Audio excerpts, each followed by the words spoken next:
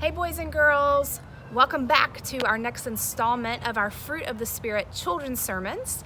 This week I want to talk to you guys about goodness, but before we do that we have to sing our Fruit of the Spirit song. So is everybody ready? Remember, think of a fruit that you want to insert into the song and then let's sing it through one time together. The fruit of the Spirit's not a coconut. The fruit of the Spirit's not a coconut. If you want to be a coconut, you might as well hear it. You can't be a fruit of the Spirit, 'cause the fruits are love, joy, peace, patience, kindness, goodness, faithfulness, gentleness, and self-control. Love, joy, peace, patience, kindness, goodness, faithfulness, gentleness, and self-control. So today we're going to talk about goodness. Goodness is one of those hard words. It's kind of hard to explain. It's kind of like being good, but it's a little bit more than that. This is the best way that I can explain it.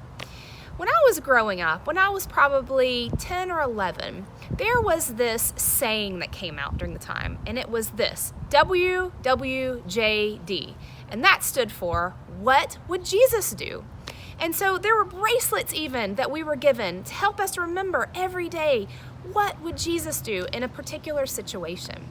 So when I think about goodness, I think about how would Jesus respond in this situation? How would Jesus treat this person? Sometimes in our lives, maybe even on the playground, when there's a situation, we think to ourselves, how would Jesus think about this kid? Would they invite them over and play? Do you know what? In the Bible, there are so many great stories about how Jesus treated people. He healed people that some people wouldn't even touch. He invited people over to their houses that some people thought weren't worthy of him and that weren't important enough. But he felt like everybody was worthy and everyone was important.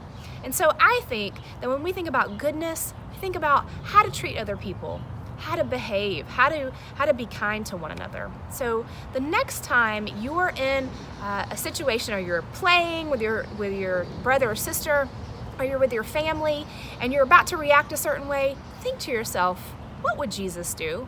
And I think that that's the best way to practice goodness in our lives. How about you, boys and girls? So next week we will see you for our next installment of love, joy, peace, patience, kindness, goodness, faithfulness. So next week we're going to talk about faithfulness. But this week, try to be good. And remember, what would Jesus do? We'll see you then, boys and girls. Bye.